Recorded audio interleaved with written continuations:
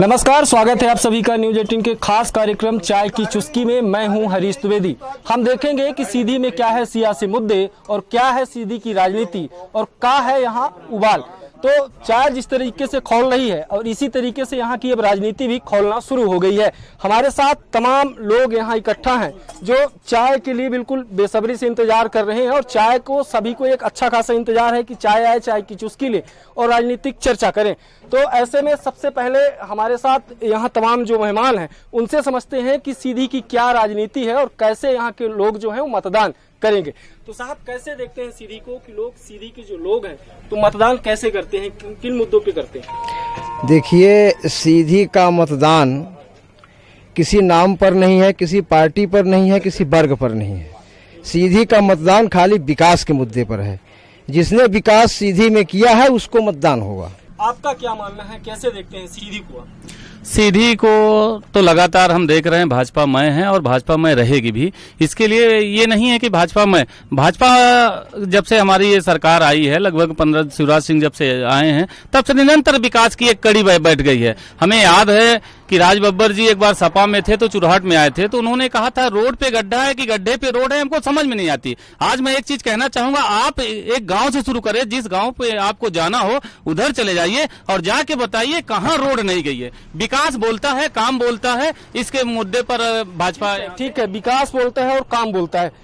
तमाम कांग्रेस पे आरोप लग रहे हैं और गड्ढे पे सड़क की बात आ रही, कैसे देखते हैं? देखिए, ऐसा है कि सीधी का विकास तो तब से ठप हुआ है जब से भाजपा की सरकार आई है।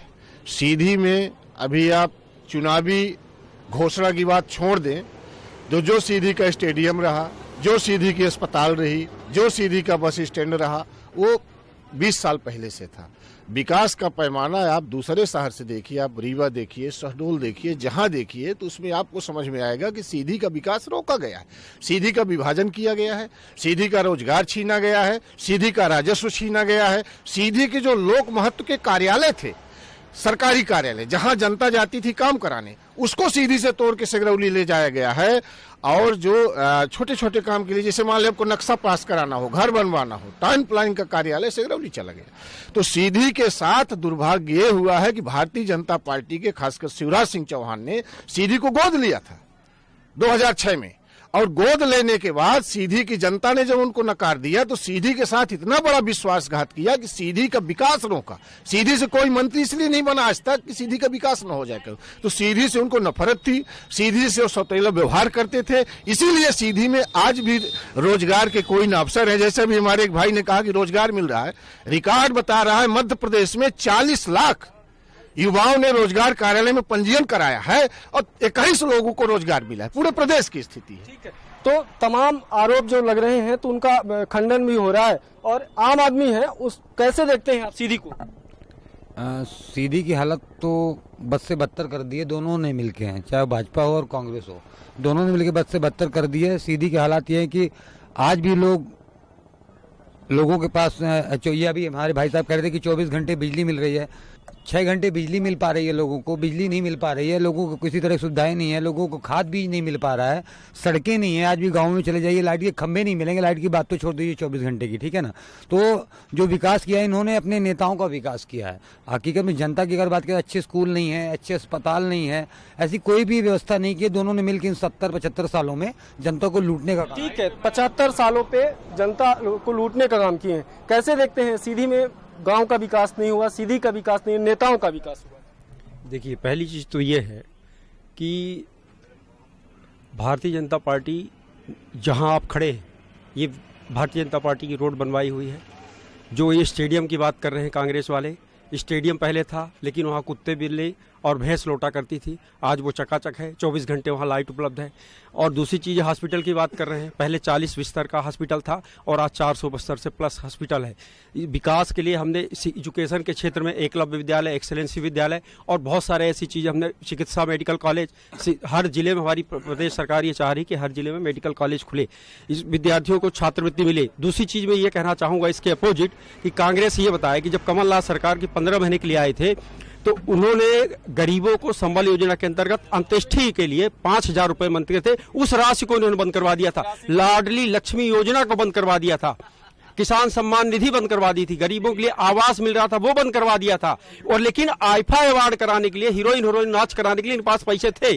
पूरे विधानसभा में सोशल मीडिया की एक अहम भूमिका है, और सोशल मीडिया जो है तो तमाम जो बातें हैं तो बहुत अंदरूनी तरीके से बहुत जल्दी पहुंचाने का काम कर रही है। कैसे देखते हैं तिवारी जी सोशल मीडिया?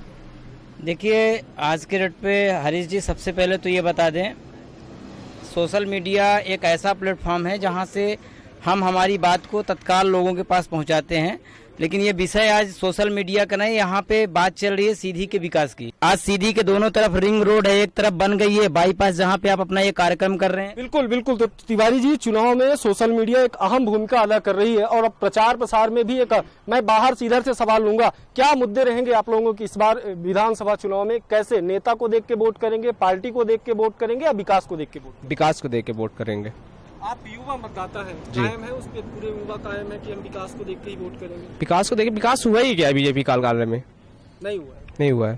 तो आप कैसे देखते हैं इस चुनाव को? कोई विकास नहीं हुआ है अभी तक। विकास नहीं हुआ, बिल्कुल। आप कैसे देखते हैं? बिल्कुल कोई विकास नहीं हुआ है, विकास के नाम पर जीरो है बीजेपी सरकार यहाँ। कैसे विकास कैसे चाहिए? कैसे विकास जैसे रोड, नाली, बिजली, पानी सब में जीरो है। बिल्कुल, तो आपका कहना है कि सब में जीरो है, तो तमाम मुद्दे भी हैं, चाय अच्छी कड़क है।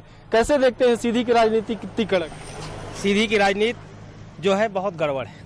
कैसे गड़बड़ है? मैं किसान हूँ, मजदूर हूँ, किसान की स्थिति खराब है, मजदूर की स्थिति खराब है। आप 10 बजे देखेंगे लालता चौराहे में भीड़ लगी रहती है, मजदूरों को कभी काम मिलता है कभी नहीं। क्या मुद्दे देखने को मिल रहे हैं? सबसे पहले आपको बताऊं, संगरौली में बिजली उत्पादन होती है, भाजपा सरकार यहाँ 8 रुपए पर यूनिट देती है। विंध्य का सबसे बड़ा पावर जो है सोलर प्लांट हमारे रीवागुड़ में है, लेकिन यहाँ की जनता को लूटा जा रहा है। बिल्कुल। तो रोजगार और शिक्षा और बेरोजगारी जो तमाम मुद्दे हैं वो उभर के आ रहे हैं। आप कैसे देखते हैं सीधी में इस दफा कौन सा मुद्दा हावी है? पार्टी के प्रत्याशी हावी हैं, या पार्टी हावी है, या जातिगत मुद्दा हावी है, या राष्ट्रीय मुद्दे यहाँ हावी है? देखिए, आपको पहले धन्यवाद चाय पर चर्चा के लिए। वास्तव में जो कांग्रेस सरकार थी आज के कुछ वर्ष 18 वर्ष पूर्व, उनकी जो विचारधाराएं थी वो भी शोषण में थी।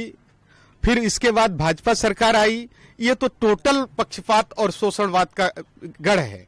काम करने के लिए कोई भी सीट पर बैठेगा तो थोड़ा बहुत खाने के लिए वो कुछ करेगा 10 पैसे अगर फील्ड में खर्च करेगा, 80 पैसे रखेगा, करेगा नहीं तो रखने को पाएगा कहाँ से? तो ये सब करते हैं। हम समाजवादी पार्टी है, हम एक विचारधारा की लड़ाई लड़ते हैं, गद्दी के प्रेमी हैं ये लोग, और हर हालत में गद्दी चाहिए, इसके लिए कुछ भी हद तक जाने को तैयार है। बिल्कुल, इस बात से तो मैं भी ताल्लुक रखता हूँ, क्योंकि सीधी के विधानसभा का नाम जरूर सीधी है, लेकिन सीधी की राजनीति हमेशा ही टेढ़ी रही है।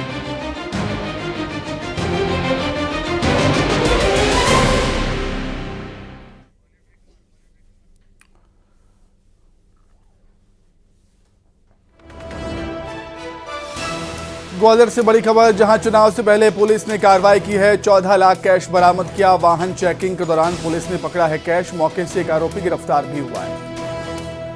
विधानसभा चुनाव से पहले पुलिस की सघन चेकिंग जारी है, और इसी कड़ी में ग्वालियर से 14 लाख रुपए कैश बरामद हुआ। वाहन चेकिंग के दौरान पुलिस ने ये कैश पकड़ा है। मौके से एक आरोपी को भी पुलिस ने गिरफ्तार किया है। तो विधानसभा चुनाव के मद्देनजर लगातार पुलिस का एक्शन जारी है, और इसी कड़ी में ग्वालियर में चुनाव से पहले पुलिस ने कार्रवाई करते हुए 14 लाख कैश बरामद किया।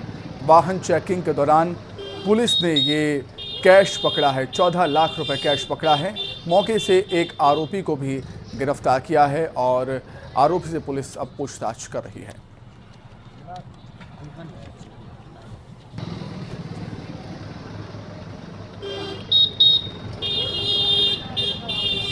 तो विधानसभा चुनाव के मद्देनजर पुलिस एक्शन मोड में है। पुलिस का सघन चेकिंग अभियान लगातार चल रहा है। आए दिन हम ऐसी खबरें देख रहे हैं कि कहीं से कैश बरामद होता है, कहीं से नशे का सामान बरामद होता है, और चुनाव में उपयोग की जाने वाली सामग्री जो जनता को लुभाती है वो बरामद हो रही है। और इसी कड़ी में ग्वालियर से भी 14 लाख कैश बरामद हुआ। आगे बढ़ेंगे। कांग्रेस की राष्ट्रीय प्रवक्ता और आईटी सेल के प्रमुख सुप्रिया श्रीनेत भोपाल पहुंची, जहां सुप्रिया ने कहा कि कांग्रेस अपने वचन पत्र को जन जन तक पहुंचा रही है और उन्हें पूरा भरोसा है कि कर्नाटक की तरह एमपी में जनता उनके वचन पत्र पर भरोसा करेगी। इन्हीं सब मुद्दों पर उनसे हमारे संवाददाता ने बातचीत की। मध्य प्रदेश में 17 तारीख को मतदान होना है और मतदान के पहले दोनों ही प्रमुख राजनीतिक दल जनता के बीच जा रहे हैं और जोर आजमाइश करने में जुटे हुए हैं। कांग्रेस की क्या रणनीति है, इसकी बात करने के लिए हमारे साथ राष्ट्रीय प्रवक्ता सुप्रिया श्रीनेत जी मौजूद हैं। मैम, सबसे पहले मैं जानना चाहता हूं कांग्रेस की क्या रणनीति है ताकि अपने मैनिफेस्टो को जनता तक के बीच पहुंचाया जा सके। मुझे ऐसा लगता है कि सर्वप्रथम तो कांग्रेस अपने मैनिफेस्टो को वचन पत्र बुला रही है और वचन पत्र से हमारा आशय यह है कि हमारा ट्रैक रिकॉर्ड रहा है, जो हमने किया है वो हमने करके दिखाया है, हमारी प्रतिबद्धता है।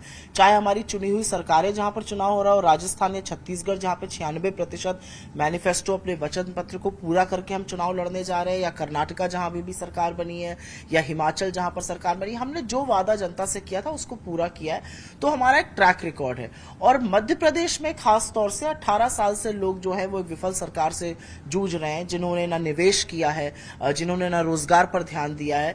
बड़ी बड़ी बातें और लच्छेदार बातें यहां पर बहुत हुई हैं। तो मेरा अपना मानना है कि मध्य प्रदेश में कांग्रेस ने युवाओं को ध्यान में रखकर, महिलाओं को केंद्र में रखकर, यहां पर बुजुर्गों को केंद्र में रखकर और खासतौर से किसानों को केंद्र में रख के अपनी नीति निर्माण किया है, और इसके लिए मैं शुक्रगुजार हूं कांग्रेस पार्टी की। जो आपने बात कही महिलाओं की, युवाओं की, अगर मैं बात करूं कि पिछले कुछ दिनों में खासकर चुनाव के ठीक पहले मध्य प्रदेश सरकार सीखो कमाओ योजना लेके आई, युवाओं के लिए, बहनों के लिए लाडली बहना योजना लाई, तो क्या लगता है कि आखिरी समय में जो एक कार्ड खेला है शिवराज जी ने, उसका कुछ असर पड़ेगा?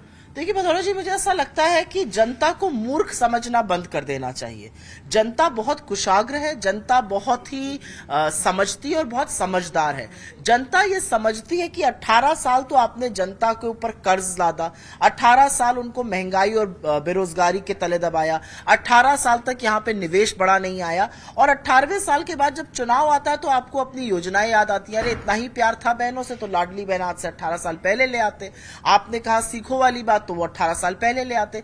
चुनाव आने पर जब एक इनकम्बेंट सरकार ये रोजगार की और तमाम बातें कर रही है तो लोग समझ रहे हैं कि ये सिर्फ ढकोसला है। अगर वाकई में आशय था तो बहुत पहले ये हो सकता था। एक बात कमलनाथ जी अक्सर अपने बयानों में ये कहते हैं कि उनका मुकाबला बीजेपी से नहीं बल्कि बीजेपी के संगठन से है। तो क्या लगता है कांग्रेस का संगठन अब इतना मजबूत है कि बीजेपी के संगठन का मुकाबला कर लेगा? बीजेपी के संगठन से ही नहीं है, जो बीजेपी का संगठन है वो मध्य प्रदेश ही नहीं और भी बहुत जगह उनके एक नए नए घटक दल हैं। अच्छे घटक दल छोड़ के चले गए तो अब ईडी, सीबीआई, इनकम टैक्स जैसे घटक दल भी उनके पास हैं। और मुझे लगता है कि कमलनाथ जी का कहना बिल्कुल सही है कि हम सिर्फ एक पार्टी से नहीं, एक विचारधारा से, उनके संगठन से, आरएसएस के दुष्प्रचार से, हर तरह के लोगों से लड़ रहे हैं। मुझे ऐसा लगता है कि कांग्रेस ने मेहनत करी है मध्य प्रदेश में। मध्य प्रदेश में लोगों के अंदर एक जज्बा है सरकार बदलने का। हमने इस क्रांति की पहली जो पहली लौ थी वो देखी थी भारत जोड़ो यात्रा के दौरान, और वो लगातार ग्राफ बढ़ता गया कांग्रेस पार्टी का, और लोग समझ रहे हैं कि कांग्रेस ही खुशहाली लाएगी। न्यूज़ 18 से बात करने के लिए बहुत बहुत धन्यवाद। तो ये थी सुप्रिया श्रीनेत जी, जिन्होंने तमाम जो मुद्दे थे उन पर बेबाकी से राय रखी और वो पूरी तरीके से उम्मीद में है कि कांग्रेस की सरकार मध्य प्रदेश में एक बार फिर से बनने जा रही है। कैमरामैन अजय तंवर के साथ शैलेंद्र सिंह, न्यूज़ 18 भोपाल। वहीं हरदा में बीजेपी को बड़ा झटका लगा है। कृषि मंत्री कमल पटेल के साथ ही रहे सुरेंद्र जैन ने बीजेपी का दामन छोड़कर कांग्रेस का हाथ थाम लिया, जहां पीसीसी चीफ कमलनाथ और पूर्व मुख्यमंत्री दिग्विजय सिंह ने उन्हें कांग्रेस ज्वाइन कराई है। बता दें कि सुरेंद्र जैन 2 बार नगर पालिका हरदा के अध्यक्ष रह चुके हैं, वहीं उनकी पत्नी भी 1 बार अध्यक्ष रह चुकी हैं।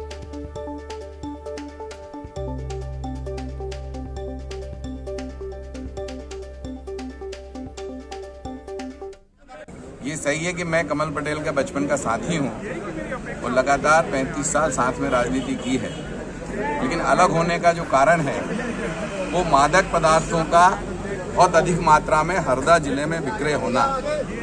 मैं उसका घोर विरोधी रहा हूँ कि मादक पदार्थ हमारे युवाओं को खत्म करता है, हमारे नागरिकों की, हमारे साथियों की कमर को तोड़ देता है। और एक बार जब हमारा युवा अफीम, गांजा, भांग और एमडी ड्रग जो 50 लाख की हरदा में पकड़ाई है, उसका यदि सेवन करता तो उसका जीवन खत्म हो जाता है। इसका मैंने पुरजोर विरोध किया। खबर मनेंद्रगढ़ से है, जहां बीजेपी प्रत्याशी खास अंदाज में वोट मांगते हुए नजर आए। बीजेपी प्रत्याशी श्याम बिहारी जायसवाल साइकिल से वोट मांगने के लिए निकले उन्होंने साइकिल चलाकर लोगों से वोट देने की अपील की। तो अलग अलग अंदाज में जो नेता हैं जनता को रिझाने की कोशिश कर रहे हैं। आपने कई बार देखा होगा नेताओं का अलग अंदाज वोट मांगने का, और इसी कड़ी में मनेंद्रगढ़ से बीजेपी के प्रत्याशी खास अंदाज में जनता के बीच पहुंचे वोट मांगने के लिए। साइकिल पर सवार होकर बीजेपी प्रत्याशी श्याम बिहारी जायसवाल साइकिल पर सवार होकर वोट मांगने के लिए जनता के बीच पहुंचे थे। इंदौर से चुनाव की रोचक तस्वीरें, प्रचार के अनोखे रंग देखने को मिल रही हैं। कैलाश विजयवर्गीय के समर्थन में बेटे आकाश ने दिए बनाए हैं। दीपक बनाकर पिता के लिए वोट की अपील की है आकाश विजयवर्गीय ने। वहीं तुलसीराम सिलावट जमीन पर बैठकर वोट मांगते हुए नजर आए। प्रत्याशी महेंद्र हाडिया को मालाओं से ढक दिया।